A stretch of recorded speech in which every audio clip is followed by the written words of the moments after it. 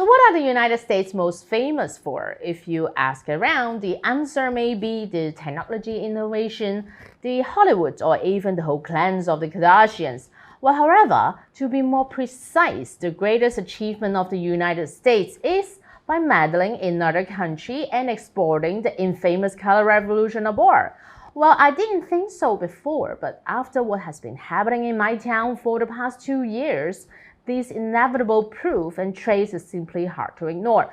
The Chinese Ministry of Foreign Affairs has recently compiled a detailed dated list of evidence showcasing the interference, and here comes the list.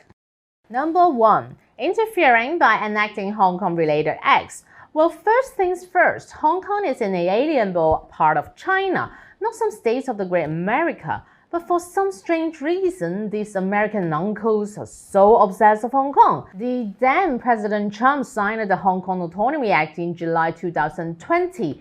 Then Meeks, chairman of the Committee on Foreign Affairs of the United States House of Representatives, introduced a, watch this, very long, continued violation of rights and freedom of the people of Hong Kong by the People's Republic of China and the government of the Hong Kong Special Administrative Region.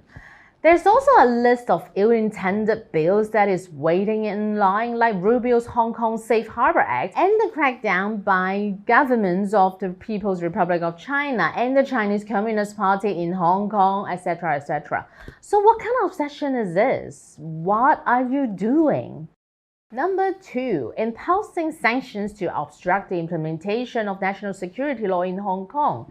In May 2020, Trump announced the revocation of the special status of preferential economic treatment for Hong Kong.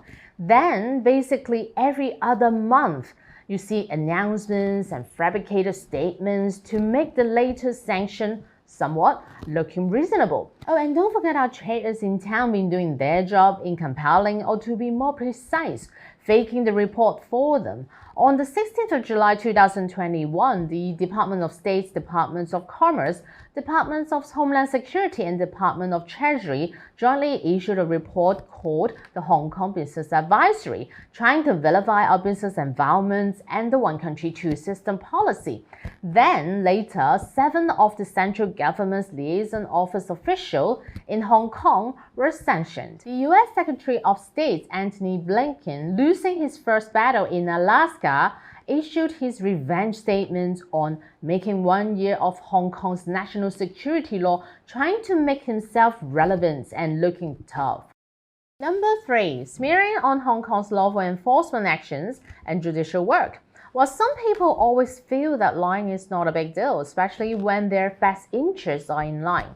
Faking stories are just some convenient tools to convince and convert people into their hardcore supporters. In June 2019, while the streets of Hong Kong is filled with violence, rioters, and arms in hand, the United States House Speaker Nancy Pelosi made a notorious statement describing the chaotic situation a beautiful sight to behold, and urged these so-called freedom fighters to take on the government. Despite the fact that our streets is filled with petrol bombs and fully masked up rioters, American statements were issued every other week or so by different high-level officials, claiming that they would stand with the Hong Kong people and they want to see a humane solution, and fabricating the so-called China threat, etc., etc. So deliberate, so disgusting. Number 4. Provide supporting platforms to anti-China and Hong Kong independence activists.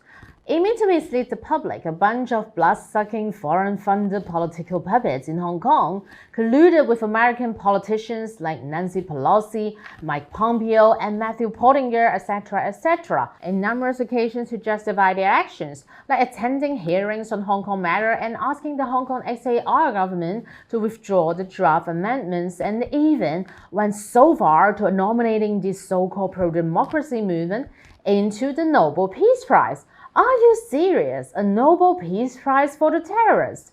Really? Number 5. Ganging up to interfere with Hong Kong matter. On the 27th May 2020, the United States mission to the United Nations issued a statement calling for the United Nations Security Council meeting on Hong Kong. The statement claimed that Hong Kong is a matter of urgent global concern that implicates international peace and security. Not so sure about the work global there, but I mean, as an ordinary citizen in Hong Kong, it's a nightmare not knowing which part of Hong Kong is safe before the enactment of the national security law. You had to look at the daily rioting schedule to plan your days around it, just to make sure you don't get pushed around or even beaten by those terrorists. At the same time, the Five Eyes are blind enough to issue different joint statements on Hong Kong matters despite the visible violence in the streets. And Canada issued a joint statement during the 47th sessions of the United Nations Human Rights Council against China, expressing concern over human rights abuses in Hong Kong. Yep, the human rights abuses of those rioters, not the poor guy who got lit up and turned into a human fireball. Not those poor kids who got pushed around and threatened to death by those just being a child of the policeman. The rioters. So these are the 5 points for your short read. If you guys are interested in the detailed list, I strongly encourage you to click into the PRC MFA news page and read through. I'm Nixie Lam, Election Committee member in Hong Kong. Enjoy and stay tuned.